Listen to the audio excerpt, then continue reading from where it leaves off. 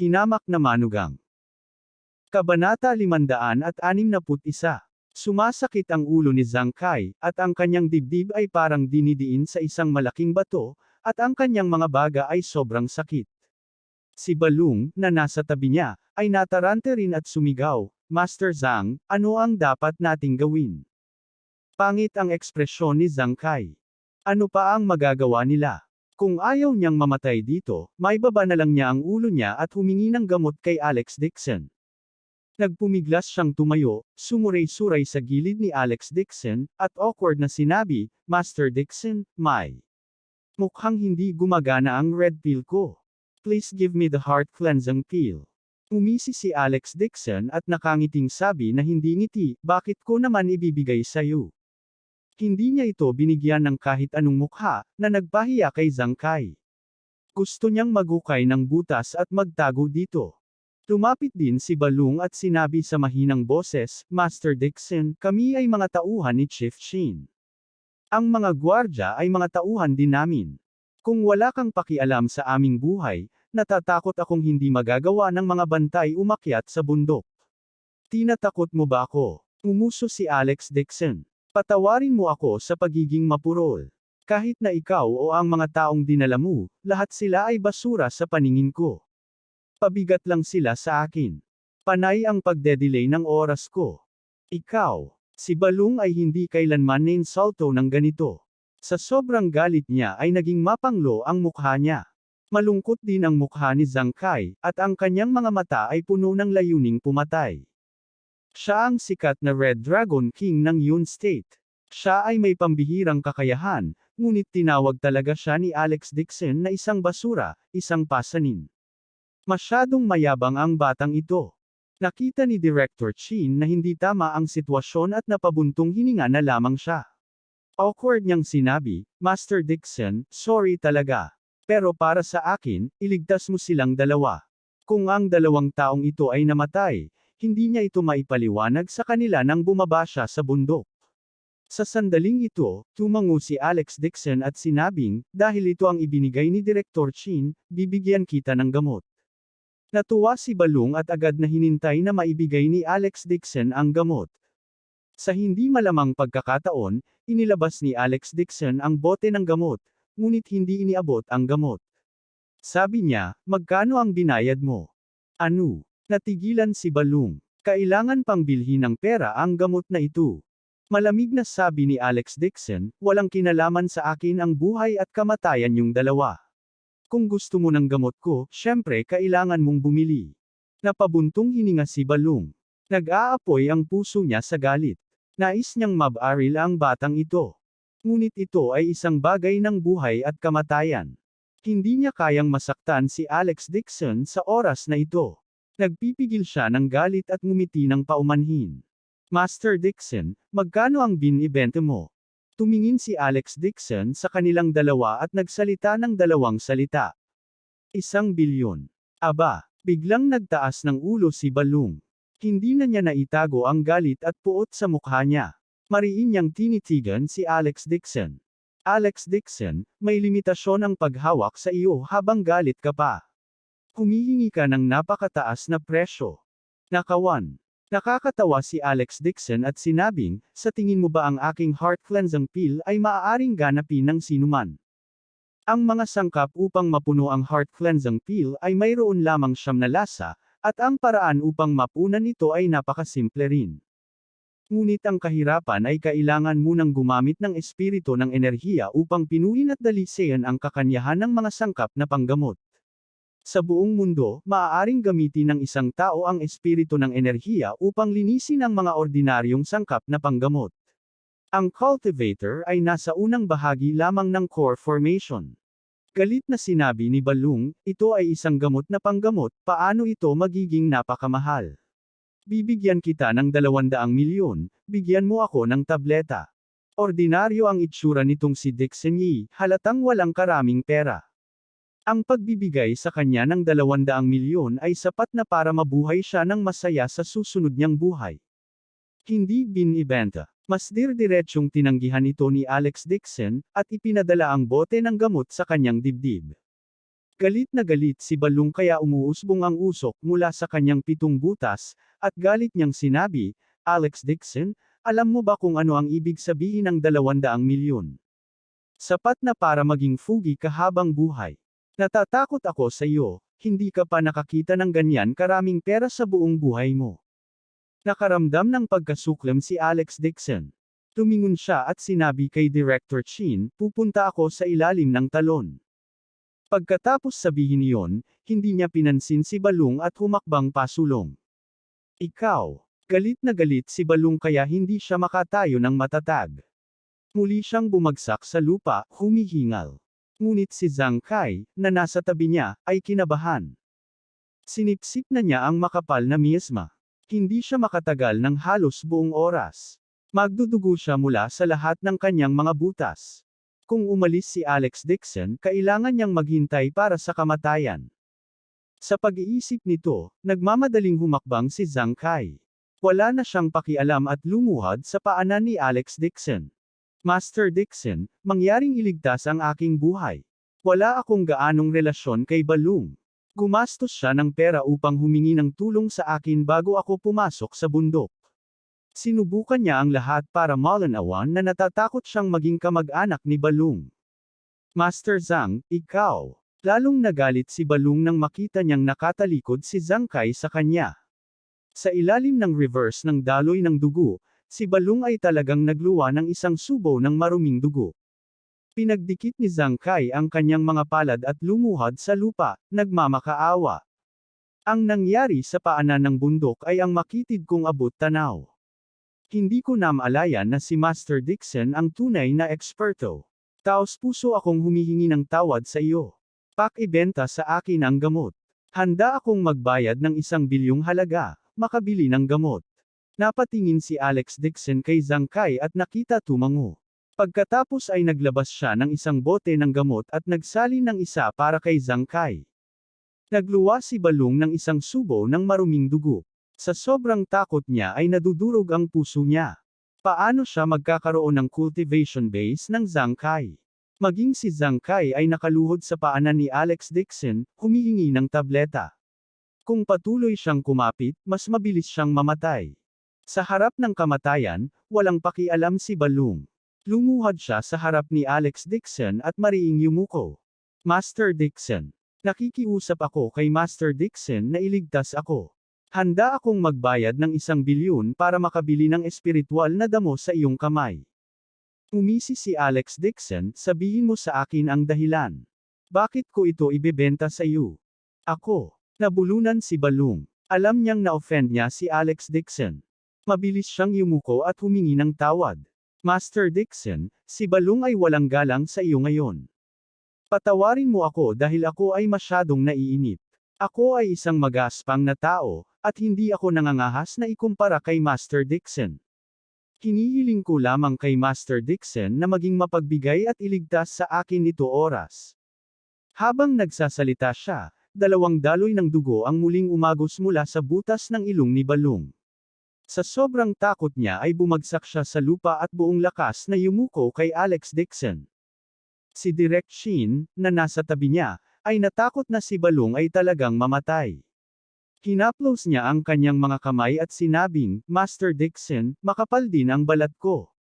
Pakiusap tulungan mo si Balung na humingi ng awa. Sa huli, humiling ako kay Balung na umakyat sa bundok. Patawarin mo sana siya sa nangyari, ngayon lang.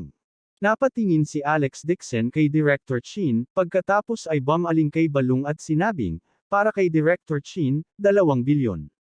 Ibebenta kita ng tableta sa mas murang presyo. Kung hindi dahil kay Chinju, sana hinintay niya si Balung sa kanyang kamatayan dito. Uminom si Zhang Kai ng heart cleansing pill at bumuti ang pakiramdam. Alam na niya ngayon na kayang ganapin ni Alex Dixon ang heart cleansing pill at ang kanyang cultivation ay mas mataas kaysa sa kanya, kaya hindi siya nang ahas na kumilos ng padalos-dalos at magalang na tumayo sa gilid. Noong una, naaawa siya sa 1 bilyong nagastos niya. Gayunpaman, nang marinig niyang nadobol ni Alex Dixon ang presyo, agad siyang nakaramdam ng ginhawa sa kanyang puso. Pakiramdam niya ay kumikita siya ng malaki. Ang 2 bilyon ay hindi maliit na halaga.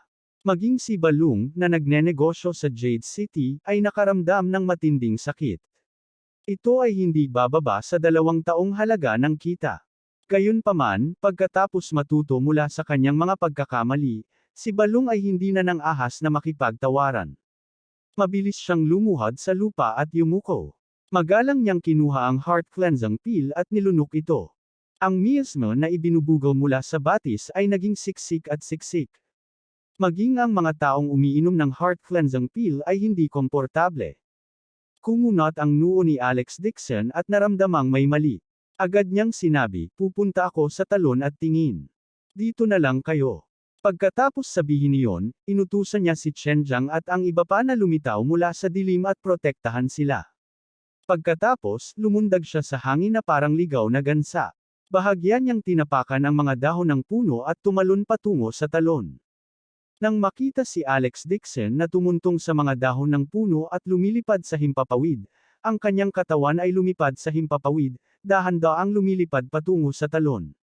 Nagulat ang lahat ng nasa ibaba. Napatitig sila sa kanyang mga figure at dahan-daang lumutang sa hangin. Kabanata 562. Natigilan din si Zhang Kai. Bigla na lang siyang nakaramdam ng malamig na pakiramdam sa kanyang gulugod. Hindi nagkataon lang pala ang utos ni Alex Dixon na patigilan ang ulan. Para kay Alex Dixon, ito ay isang bagay lamang ng isang pangungusap. Agad na pinawisan si Zhang Kai at hindi maiwasang manginig. Sa daan, kinukutsa niya si Alex Dixon, ngunit hindi tumugon si Alex Dixon. Tamad lang si Alex Dixon na sumagot sa kanya. Kung hindi, sa kanyang cultivation base, kailangan lang niyang igalaw ang kanyang mga daliri para gutiin si Zhang Kai sa 1,000,000 piraso. Habang iniisip ito ni Zhang Kai, lalo siyang natakot. Isang mapait na ngiti ang sumilay sa kanyang mukha. Takot na ayaw magseryoso ni Alex Dixon pero sa paningin niya, langgam lang siya. Paano magiging seryoso ang isang mataas at makapangyarihang Diyos na may langgam sa lupa? Tuldok. Ang talon ay parang isang puting pagsasanay, diretsyong bumagsak mula sa bangin at pumasok sa isang malalim na pool sa ilalim ng bangin. Ang katawan ni Alex Dixon ay napapaligiran ng mga katangian ng enerhiya, na umaaligid sa harap ng talon. Ang mga alon ng singaw ng tubig ay tumama sa kanyang mukha, ngunit ang kanyang damit ay hindi man lang basa. Ang kanyang mga damit ay kumakaway sa hangin, at ang kanyang anyo ay nakatago sa matubig na ambon ng talon, lumilitaw at nawawala paminsan-minsan, tulad ng isang walang kamatayang tumingin sa mundo. Lahat ng tao sa lupa ay labis na nabigla, at hindi nila maiwasang makaramdam ng panunupil sa kanilang mga puso. Si Smith ay hindi pa nakakita ng ganoong eksena. Sa sobrang gulat niya ay hindi siya nakapagsalita ng matagal. Nang makabawi siya ay dali-dali niyang kinuha ang kanyang telepono at kinuhanan ng litrato ni Alex Dixon na nasa ere. Sobrang nakakaloka. Kung dinala niya ang video sa ibang bansa, tiyak na magdudulot ito ng global sensation. Habang kinukunan ni Smith ang video, biglang may kamay na umabot sa gilid at inagaw ang Apple machine sa kamay niya. Natigilan si Smith at hindi maiwasang magtanong, "Miss Chin, bakit mo inagaw ang phone ko?" Malamig na sinabi ni Chin Yue, "Hindi ka pinapayagang mag-film. At tungkol sa paggamit ngayon, mas mabuting huwag mo itong ipagkalat." "Bakit?" Galit na sabi ni Smith, "Napakakapangyarihan ni Master Dixon. Dapat malaman ito ng buong mundo. Siguradong maraming darating para mag-interview sa kanya. Magiging sikat siya sa isang pagkakataon." Sinulyapan ni Chin Yue ang kanyang telepono at tinanggal ang lahat ng mga video at larawan sa telepono. Pagkatapos ay itinapon niya ang mga ito kay Smith. Hindi naman kailangang sumikat si Alex Dixon. Hindi rin siya mahilig sumikat. Kung palihim kang kukuha ng litrato at ipopost sa internet sa ibang bansa, baka makipag-deal siya sa iyo. Kung hindi ka natatakot sa kamatayan, ay film mo na lang. Naninigas ang mukha ni Smith. Hindi niya namamalayan na itinaas ang kanyang ulo at tumingin kay Alex Dixon, na nasa malayong hangin. Bumalatay ang takot sa kanyang puso. Kinailangan niyang ibalik ang kanyang telepono sa kanyang bulsa at tumabi ng nakayuko. Paano niya nagagawang i-provoke si Alex Dixon? Kung siya ay nasa ospital ng Jinling kanina at alam na napakalakas ni Alex Dixon, hindi man lang siya mangangahas na gumawa ng ingay. Ang mga tao ay nagtaas ng kanilang ulo at tumingin kay Alex Dixon. 10 minuto na ang nakalipas, ngunit hindi pa rin siya kumikibo sa harap ng talon. May bumulong, hindi alam ang kanyang ginagawa. Sa sandaling ito, nakapikit na si Alex Dixon at pinakawalan ang spiritual sense sa maximum nito. Malinaw niyang naramdaman na mayroong isang uri ng pagdaan dito na pumihil sa kanya sa paggalugad sa espiritual na sense. Ang mga alon ng malakas na enerhiya ay umiikot sa katawan ni Alex Dixon, na nagdadala ng mga alon ng puting fog. Nag-form ito ng waterspout sa kanyang katawan. Sa sandaling ito, biglang iminulat ni Alex Dixon ang kanyang mga mata. Ang tubig sa paligid ng kanyang katawan ay biglang naglabas ng alon na tunog at sumabog sa lahat ng direksyon. Ang paglaban na nagpahinto sa kanyang spiritual sense ay hindi makakayanan ang pagbabago-bago ng napakalakas na enerhiya at agad na nawala. Sa sandaling ito, biglang sumimangot si Alex Dixon at itinaas ang ulo upang tumingin sa likod ng talon. Naramdaman ng kanyang spiritual sense na talagang walang laman ang likod ng talon. May kuweba. Tumalon siya at lumipad papunta sa talon, sumugod sa hamog. Masyadong mabilis si Alex Dixon. Nawala siya sa isang iglap. Biglang nakita ng karamihan sa lupa si Alex Dixon na nawala, ngunit hindi nila nakitang sumugod siya sa hamog. Nagpanik sila. Wala na si Master Dixon. Naanod kaya siya sa talon? Bakit siya nawala? Nasa panganib ba si Master Dixon? Tara na at tingnan natin. Nagdilim din ang mukha ni Director Chin, at agad siyang nagutos, Balong, hilingin sa iyong mga tauhan na ilabas ang kanilang mga sandata at pumunta sa talon para tingnan. Shinju, hindi ko na kaya. Inalalayan ni Balong ang isang bodyguard at mahinang sinabi, masyado akong nahawa ngayon ng miasma. Hindi na kaya ng katawan ko. Kailangan kong bumaba ng bundok, sa ospital. Nakita ni Director Chin na mapatla ang kanyang mukha at nag-alinlangan sandali. Tumango siya at sinabing, umalis ka na. Hilingin sa iyong mga tauhan na ihatid ka ng ligtas sa bundok. Sige, mag-iiwan ako ng 5 tao dito para tumulong. Pagkasabi noon ni Balong ay nagpumiglas siyang alalayan ang bodyguard at tumalikod. Sa ilalim ng proteksyon ng mga gwardya, naglakad sila pababa ng bundok. Pagtalikod pa lang niya, nawala sa isang iglap ang masakit na ekspresyon sa mukha niya. Puno ng paghamak ang kanyang mga mata. Si Balong ay talagang nagpapanggap na may sakit. Matapos niyang inumin ang mind-calming pill, nawala na ang discomfort sa kanyang katawan. Gayunpaman, matagal na niyang tinitiis ito, at siya ay nagalit at nananahimik. Sa buong Yun State, walang sino man ang nang-ahas na maging katulad ni Alex Dixon at hindi magbigay sa kanya ng mukha. Bukod dito, malakas ang loob niyang mangikil ng 2 bilyon sa kanya gamit ang sirang gamot. Ang puso ni Balong ay napuno ng galit. Gaano man kalakas si Alex Dixon, isa lang siyang mortal. Siya ay may daan-daang mga bantay, at sila ay mahusay na armado, pwede nilang gawing salon siya. Tamang-tama para sa Dixon na ito ay mahulog sa talon, na nagligtas sa kanya ng 2 bilyon. Paano siya magpapadala ng mga tao upang iligtas si Alex Dixon sa tabi ng talon? Hahayaan niya itong si Dixon na mamatay dito.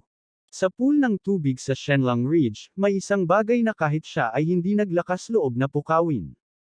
Kung hindi umalis ang mga idiot na ito, ililibing silang kasama ni Alex Dixon. Kung tungkol sa bagay na gusto niya, doble ang bilang ng mga sundalo sa susunod na makuha niya. Si Zhang Kai ay hindi na katulad niya. Ang nag-iisang heart-cleansing pill ay sapat na para sambahin ang Dixon na yon. Isa lang siyang basura. Ang grupong ito ng mga tao ay ganap na walang silbi. Ang pananatili dito ay haantong lamang sa kamatayan. Tuldok. Nakatayo na si Alex Dixon sa likod ng talon.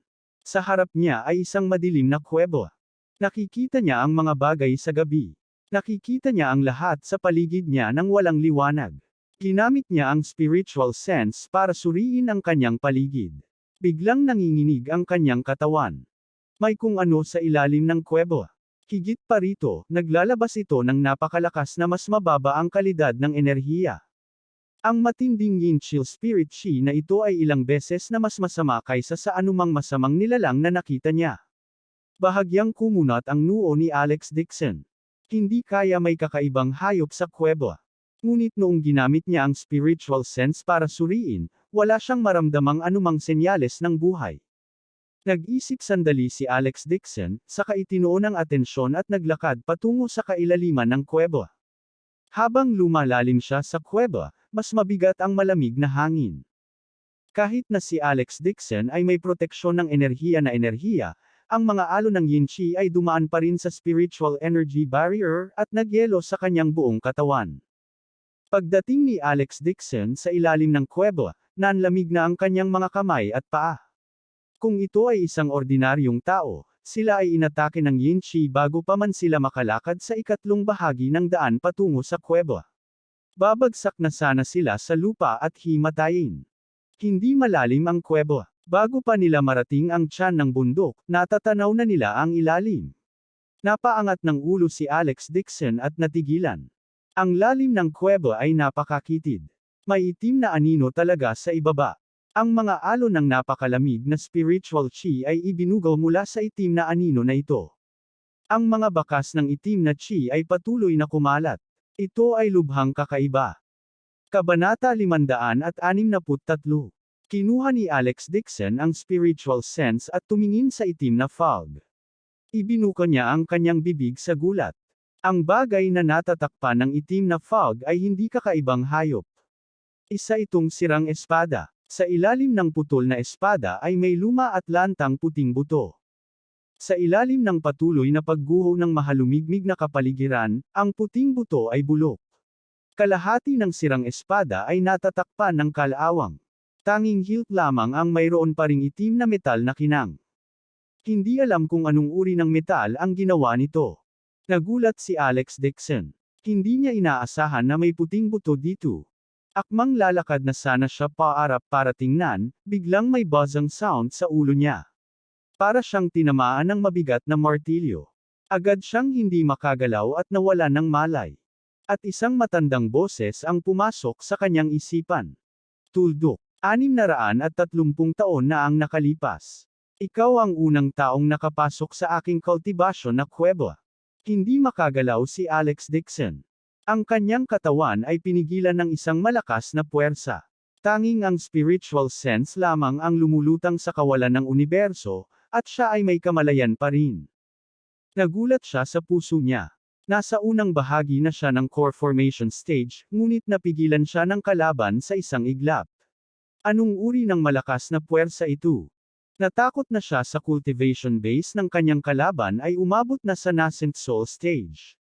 Kung gusto ng taong ito na patagin ang buong Shenlang Ridge, isang pag-iisip lang ang kailangan sa kanya. Ang pagkitol ng sariling buhay ay mas madali pa kaysa sa pagkurot ng langgam hanggang mamatay. Napabuntong hininga si Alex Dixon at ginamit agad ang spiritual sense para sabihin, hindi alam ni Junior na naglilinang si Senior dito. Wala akong intensyon na saktan ka. Senior, patawarin mo ako. Aalis na si Junior sa lugar na ito. Talagang nagtatanim ako sa malamig na kuwebang ito, ngunit namatay na ako 630 taon na ang nakalilipas. Tadhana para sa langit kung kaya mong pumunta rito. Natigilan si Alex Dixon at hindi napigil ang magtanong, Senior, pumanaw ka na. Tama. Ang natitira na lang sa kuweba ay isang strand ng spiritual sense ko. Laking gulat ni Alex Dixon sa kanyang puso. Isang strand lang ng hindi kumpletong spiritual sense ang nagawang kontrolin siya at makipag-usap sa kanya. Anong uri ng makapangyarihang cultivation base ito? Malamang, kung ang katawan ng kabilang partido ay buhay pa, kung gayon ang kanyang cultivation ay malamang na naabot ang soul formation realm. Sa sandaling ito, muling umalangaw ang matanda na boses sa kanyang isipan. Anak, 6 na taon na akong naghintay. Sa wakas, dumating na ang isang disipulo na nagal inang ng 9 Profound Heaven Scripture. Kung pag-uusapan, junior ka rin ng sekta ko. Lalong nagulat si Alex Dixon. Matapos matigilan ng mahabang panahon, magalang niyang sinabi, Senior, hindi sinasadyang natutunan ng junior na ito ang 9 Profound Heaven Scripture, ngunit hindi kita kinuha bilang aking Panginoon. Natatakot ako. Natatakot ako na ang junior na ito ay hindi nagmula sa sekta mo. Bumantong hininga ang matandang boses at sinabing, ang aking siyam na malalim na sekta. Palagi akong naglilinang sa pag-iisa, kahit na ang aking Panginoon. Mayroon lamang 2 o 3 disipulo. Ngayon, pagkatapos ng maraming taon, may nakilala akong isang tao tulad mo. Naikuyom ni Alex Dixon ang kanyang mga kamao at sinabing, ang talento ni Junior ay mapurol. Nakakahiya talaga para sa akin na makuha ang pabor ng senior. Kalimutan mo na ito. Ang natitirang mga araw ng aking spiritual sense ay hindi gaanong. Mawawala ito sa lalong madaling panahon. Ngayon, kukunin kita bilang aking opisyal na alagad at ipapasa sa iyo ang pinakamataas na kayamanan ng Nine Profound Sect. Nanginginig ang katawan ni Alex Dixon. Mataimtim niyang sinabi, salamat, Guro. Sa sandaling matapos siyang magsalita, naramdaman niya ang isang surge of energy na agad na bumalot sa kanyang katawan, at isang sword art ang lumitaw nang wala sa kanyang isipan. Sabi ng matandang boses, ang Nine Profound Sword Skill na ito ang pinakamalakas na art sa aming sekta. Mababa pa rin ang level ng cultivation mo, at 1% lang ng kapangyarihan nito ang magagamit mo ngayon. Kailangan mong mag-cultivate pa sa palabas, at doon. Huwag hayaang masira ang Nine Black Sect. Kinuyam ni Alex Dixon ang kanyang kamao at sinabing may seryosong ekspresyon, oo. Disipulo, noong ako ay nabubuhay, upang maipaghiganti ang aking Panginoon, sinimulan ko ang isang patayan. Dahil sa tindi ng patayan, ako ay nakulong ng aking panloob na demonyo.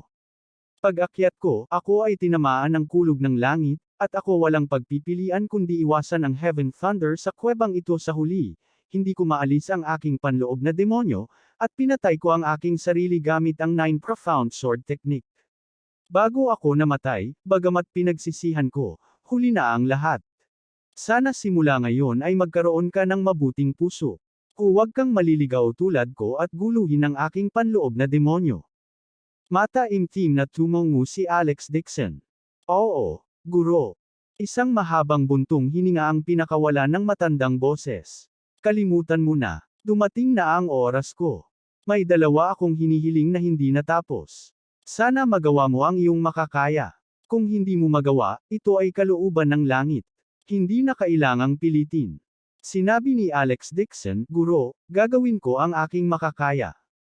Una sa lahat, ang Nine Black Sect ay walang kahalili, ngunit ang mundo ay malawak, at mayroon ding mga disipulo na naglilinang sa pag-iisa.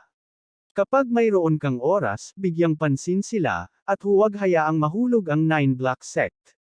Pangalawa, ang aking Panginoon ay palaging isang mabuting tao, ngunit noong siya ay naglilinang sa pag-iisa at malapit nang makapasok sa late soul formation na kaharian, siya ay pinatay ng mga masasamang tao.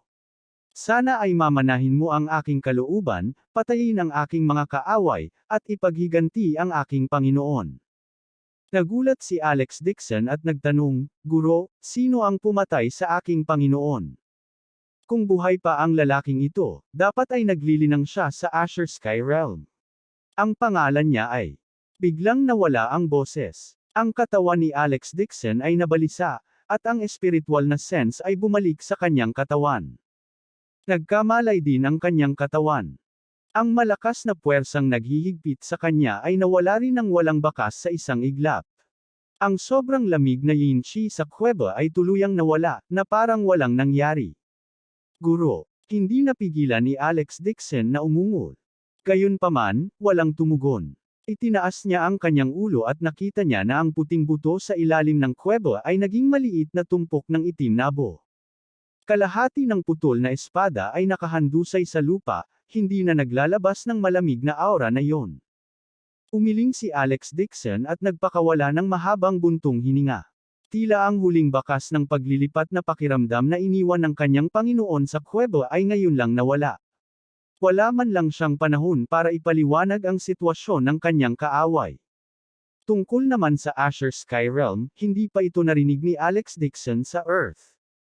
Natatakot siya na ang ganitong kaharian ay hindi maaaring maabot ng kanyang kasalukuyang paglilinang. Kapag nakalusot siya sa palabas ay matutupad niya ang huling hiling ng kanyang amo. Sa pag-iisip nito, naglakad pasulong si Alex Dixon at binalak na ilibing ang abo ng kanyang amo at kalahati ng sirang espada. Pinagsama-sama niya ang kanyang sariling enerhiya at nagbutas sa ilalim ng kuweba gamit ang kanyang palad. Ginamit niya ito bilang isang libingan at ibinaon dito ang mga abo. Kung tungkol sa putol na espada, maaari itong ituring na relic ng kanyang amo. Kukunin pa lang ni Alex Dixon ang sirang espada at ibaon sa abo ng kanyang amo nang hindi niya inaasahan na ang sirang espada ay magiging isang tumpok ng itim na abo sa sandaling dumampi ang daliri niya sa sirang espada. Parang harina ang putol na espada. Isang tipak ng berdeng ilaw ang lumipad mula sa espada at sumugod sa kanyang isipan. Naramdaman ni Alex Dixon ang matinding sakit sa kanyang ulo.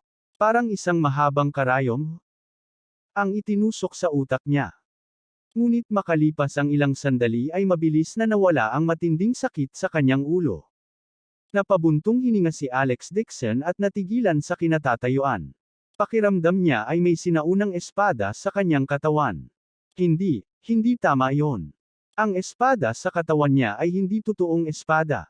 Isa itong sword soul. Nagulat si Alex Dixon, at pagkatapos ay labis siyang nasasabik. Ito kaya ang sword soul ng sirang espada. Kabanata 564. Ang sword soul na kailangan niyang gumawa ng sword ay hindi isang bagay na maaaring likhain ng isang taong may kanyang cultivation base. Kahit na ang isang nascent soul cultivator ay mahihirapang gumawa ng isang sword soul. Una sa lahat, kailangan niyang makahanap ng isang paglilinis na espada na isang mahalagang kayamanan ng langit at lupa, at pagkatapos ay gamitin ito ng hindi mabilang na mahalaga kayamanan. Pagkatapos, magagamit niya ang paggamit ng oras para makipag-usap sa iyong paningin. Hindi yun sapat. Kinailangan niyang dalhin ang mga espada at ibabad ito ng kanyang mga katangian na enerhiya araw at gabi. Kung ang treasured sword ay maaaring linangin ang sword soul at kontrolin ang amo nito, kailangan pa rin itong umasa sa kalooban ng langit. Kung ang kalooban ng langit ay hindi magpapatuloy, kahit na ang soul formation cultivator ay hindi magagawang ganapin ang kanyang sariling sword soul kahit na ibuhos niya ang lahat ng kanyang lakas. Para naman kay Alex Dixon, isang maagang core formation cultivator, mayroon talaga siyang sword soul. Ito ay isang bagay na pinangarap ni cultivator sa buong mundo. Bagamat mayroon lamang siyang dagdag na sword soul sa kanyang katawan, katumbas ito ng pagtaas ng lakas niya ng 2 beses mula sa manipis na hangin. Kahit na siya ay nasa unang bahagi pa lamang ng core formation, kasama ang sword soul sa kanyang katawan, madali niyang mapatay ang isang late core formation cultivator. Sa gayong mahiwagang sandata, nakakatakot ang kanyang lakas. Napabuntong hininga si Alex Dixon sa emosyon. Ang sword soul na ito ay isang bagay na ginugol ng kanyang amo sa kanyang buong buhay upang ganapin. Kapag ang divine sense ni Master ay kumalat, ang sword soul ay tatahimak din kasama si Master. Ngunit ibinigay niya sa kanya ang sword soul. Mukhang malaki ang pag-asa niya sa kanya, umaasang mabubuhay muli ang Nine Profound Sect. Sa pag-iisip hanggang dito, hindi napigilan ni Alex Dixon na lumuhad sa lupa. 3 beses siyang yumuko papunta sa puntod ng kanyang amo at taimtim na sinabi. Guro, gagawin ko ang lahat para matupad ang huling hiling mo. Ang malamig na chi sa kuweba ay nawala na. Ang malamig na aura na ito ay dulot din ng pagpatay ni Master sa napakaraming tao noong nabubuhay pa siya. Si Master ay mayroon ng ganoong kataas na antas ng paglilinang, ngunit siya ay nakulong pa rin ng demonyong puso, na hindi makaalis sa malamig na kuwebang ito. Muling bumuntong hininga si Alex Dixon. Kasabay nito, pinaalalahanan niya ang sarili na huwag tumahak sa parehong landas ng kanyang amo. Ginamit niya ang spiritual sense para i-scan ang sinaunang espada sa kanyang katawan. Isang pulgadang mahabang maliit na espada ang lumutang sa kanyang dantian. Ang dulo ng maliit na espada ay itim, at ang katawan ng espada ay may kulay. Nakaukit dito ang salitang Divine Brilliance. Divine Brilliance dapat ang pangalan ng espadang ito. 2 beses inulit ni Alex Dixon ang pangalan sa kanyang isipan. Hindi niya inaasahan na mararamdaman din ito ng sword soul. Gumawa ito ng tunog na tumatatak sa kanyang isipan. Nakahanap siya ng isa pang bato at inukit dito ang mga salitang Nameless Master's Tomb.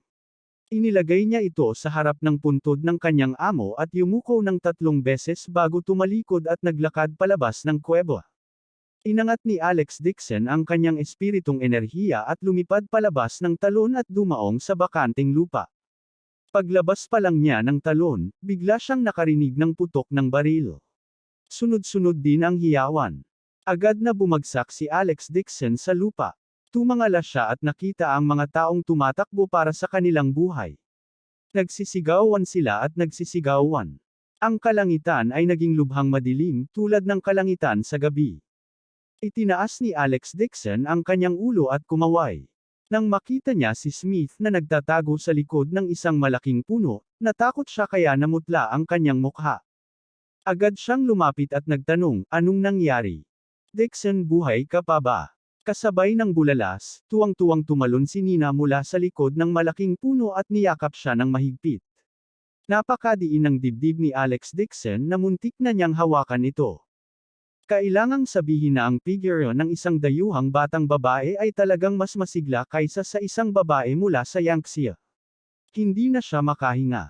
Alex Dixon had no choice but to push Nina away a little voice and asked in a deep voice, I'm fine. What's going on here? Mukhang natakot si Nina. Hinawakan niya ang braso nito at sinabing, Dixon, bakit ang tagal mong nawala? 5 hanggang 6 na oras ka naming hinahanap. Ang dilim na. Ganoon ba katagal? Natigilan si Alex Dixon. Nang iwan niya ang spiritual sense sa kuweba, naisip niya na tatagal lamang ng kalahating oras. Hindi niya inaasahan na isang buong araw na pala. Hindi kaya ang kaharian na pinasok ng kanyang spiritual sense. Hindi ito ang parehong kaharian ng Earth, kaya nagdulot ito ng hindi balanseng pagkakaiba sa oras. Sa oras na ito, naputol ang pag-iisip ni Smith dahil sa takot na sigaw ni Smith. Master Dixon, ngayon ka lang bigla nawala sa talon. Akala ng lahat nahulog ka. Nagulat din si Director Chin. Agad niyang inayos ang mga tauhan niya. Pumunta siya sa pond at nagplanong iligtas ka. Naiwan ni Balung ang 5 gwardya at ibang mga security guard na kasama niya. Agad na tanong ni Alex Dixon, anong halimaw? Nagmamadaling sabihin ni Nina, ito ay isang malaking pulang sawa. Hindi tama. Mukhang isang sawa, ngunit talagang nakakapag-spray ito ng nakakalason na fog. Ilang tao ang pinausukan ng makamandag na fog at agad na nahulog sa lupa. Sa sandaling ito, isa pang alon ng mga tandang ang nagmula sa gilid ng lawa. Agad na napalingon si Alex Dixon. Nakita niya ang isang grupo ng mga tao na tumatakbo mula sa kakahuyan. Sa kanila, may 3 gwardya na buong lakas na tumatakbo, at habang tumatakbo sila, dinampot nila ang kanilang mga sandata at nag-counter-attack mula sa likuran. Si Qin Yue ay nahalo rin sa karamihan at tumatakbo sa gulat. Magulo ang buhok niya at nababalot ng itim na piraso ng abo ang magandang mukha niya. Naka-unlock na ang zipper sa kanyang adi na sportswear, na nagpapakita ng kanyang masikip na puting vest. Ang mga kahangahangang alon ay patuloy na umaalingaw habang siya ay tumatakbo. Hindi lang nalungkot si Qin Yue, ang ilang mga taong nakatakas na kasama niya ay mayroon ding takot na mga ekspresyon habang sila ay nag-aagawan at gamulong. Hawak ng 3 gwardya ang kanilang mga armas at patuloy na gumanti sa mga puno sa likod nila. Sa sandaling ito, isang masamang hangin ang biglang dumaloy. Mula sa kagubatan, isang pulang-pula na sawa ang talagang nag-drill out. Ang mga kaliskis sa katawan ng sawa ay madilim na pula at madilim na berde na may intersecting pattern. Nakatayo ito ng tuwid at talagang kasing taas ng 3 o 4 na palapag. Nagulat din si Alex Dixon. Ito ang unang pagkakataon na nakakita siya ng napakalaking sawa. Ibinuka ng malaking sawa ang bibig nito, at ang hiningang iniluwa nito ay talagang nagdadala ng madilim na pulang kulay. Agad namang nag-react si Alex Dixon at malamig na sinabi, kaya ang mismo na ibinubuga mula sa batis ay ang nakaalasong fog na iniluwa nito. Nang matapos siyang magsalita ay tila nagalit ang higanteng sawa sa mga sandata ng mga tanod. Bigla nitong ibinaba ang buntot at tumagay, itinapon ang 3 gwardya sa lawa. Nasa tabi lang si Qin Yue at muntik nang matamaan ng sweep. Sa sobrang takot niya ay namutla ang kanyang mukha at talagang bumagsak siya sa lupa na may pagkapilipit ng kanyang binti. Sa sobrang takot niya napaupo siya sa lupa at nanginginig. Ang kanyang isip ay ganap na blanko. Nang ibuka ng malaking sawa ang malaking bibig nito at iluluwa na sana ang nakalalasong fog. Biglang may dumaan na figure. Hindi pa nakaka-recover si Qin Yue sa kanyang pagkakabigla nang bigla niyang naramdaman na may binuhat siya at tumalon sa gilid. She lifted her head blankly and her eyes suddenly focused. Bigla niyang ibinuka ang kanyang mga braso at niyakap ng mahigpit ang nakayakap sa kanya. Alex Dixon. Akin na. Tumango si Alex Dixon at inikot ang ulo para tingnan. Nawala ng target ang higanteng sawa, si Qin Yue, at lalo pang nagalit. Hinabol nito ang ibang tao. Sa pagkakataong ito, biglang lumipad palabas ang kanilang dilaw na anting-anting at tumama sa katawan ng higanteng sawa. Ang mapusyaw na dilaw na anting-anting ay tila may lakas ng 1,000 jin. Tinamaan talaga nito ang higanteng sawa hanggang sa makaramdam ito ng sakit sa buong katawan. Napakasakit na patuloy itong namilipit. Isang figure ng tao ang tumalon sa open space, hawak ang dilaw na anting-anting sa kanyang kamay habang tinatitigan niya ang napakalaking sawa. Kabanata 565. Bahagyang kumunat ang noo ni Alex Dixon. Bigla siyang nagpakawala ng nakaka-relax ng ngiti at umiling. Ikaw, anong tinatawa-tawa mo? Si Qin Yue ay nabigla pa rin. Niyakap niya ang leeg nito at nagtanong. Sabi ni Alex Dixon, I didn't expect Zhang Kai to have such courage. Akala ko tumakas siya. Nasaan si Balung? Huminga si Qin Yue at sinabing, pagkatapos mong mahulog sa talon, gusto ni Director Qin na tulungan ka ng mga tauhan ni Balung na mahanap siya. Ngunit sinabi ni Balung na masyadong malalim ang miasma sa kanya, kaya't hiniling niya sa kanya, mga bantay na pababain siya ng bundok. 5 tao na lang ang natira dito. Pagkatapos sabihin niyon, galit niyang sinabi, hindi lang bumaba ng bundok si Balung, inalis din niya ang halos lahat ng sandata niya. Kung hindi dahil doon, paano tayo mawawala ng napakaraming tao? Tara na, mahinang sabi ni Alex Dixon. Walang intensyon si Balung na iligtas siya. Natakot siya na umasa si Balung na mamatay siya sa lawa. Kahit na manatili siya, tatakbo lang siya para sa kanyang buhay. Wala siyang pakialam sa buhay ng iba. Hinawakan ni Zhang Kai ang dilaw na anting-anting at sumigaw ng ilang mga utos. Pagkatapos, iwinagayway niya ang dilaw na anting-anting sa kanyang mga kamay. Ang higanteng sawa ay tinamaan ng dilaw na anting-anting, at ito ay nasa sakit. Dilat na dilat ang mga mata nito, at patuloy na umiikot. Nang makita na ang sawa ay pinigilan ni Zhang Kai, ang mga taong umiiwas sa paligid ay nanambalik sa kanilang espiritu. Lahat sila ay tumingin kay Zhang Kai na may pag-asa na mga mata at pinasaya siya. Great Master Zhang, ang iyong banal na sining ay walang kapantay, mabilis na patayin ang sawa na ito. Master Zhang, mangyaring iligtas kami at tadterin ang ahas na ito. Huwag mag-alala lahat, si Master Zhang ang tunay na Crimson Dragon King ng ating Yun State, ano ang binibilang nitong Crimson Python? Napuno ng pananabik ang mga tao habang sinubukan nilang purihin si Zhang Kai. Si Director Qin ay protektado ng 2 bodyguard. Gumapang siya mula sa likod ng malaking bato at buong lakas na sumigaw.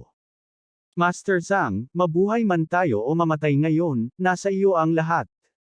Tumayo si Zhang Kai sa open space at buong pagmamalaking sinabi, tumayo kayo sa likod. Natatakot ako na ang masamang nilalang na ito ay nagtatago sa ilalim ng taan sa loob ng mga dekada. Nakuha nito ang listahan na Qi ng langit at lupa at mayroon, nilinang ang unang anyo ng impormasyon na kaalaman nito ay lubhang tuso. Nang marinig ang kanyang mga salita, mabilis na umatras ang mga tao at tumingin kay Zhang Kai ng may paggalang. Bahagyang tumingin din si Alex Dixon. Hindi niya inaasahan ang lakas ni Zhang Kai na kayang labanan ang pulang sawa na ito.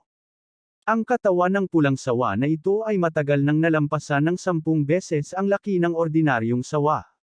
Ito ay malamang na nagtatago sa lawa, sumisipsip ng mga potensyal na enerhiya mula sa Spirit Gathering Ground, at lihim na naglilinang. Nagtaglay na ito ng tiyak na antas ng katalinuhan.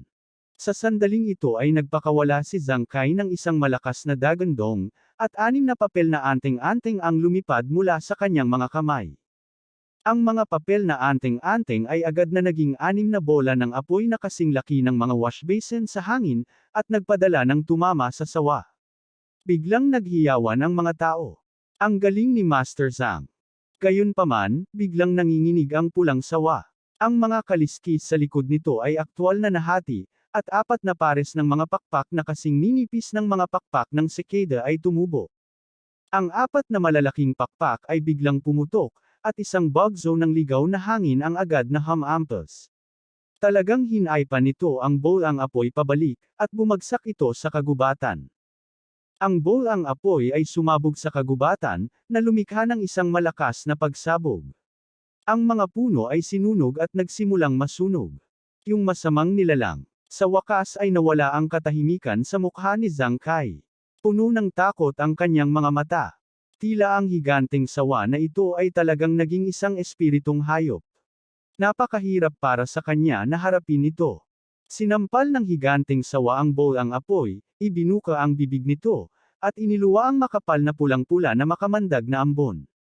Ang mga pakpak ng laman sa likod nito ay pumutok ng malakas, na nagdulot ng malakas na unos habang ito ay bumubulusok papunta kay Zhang Kai.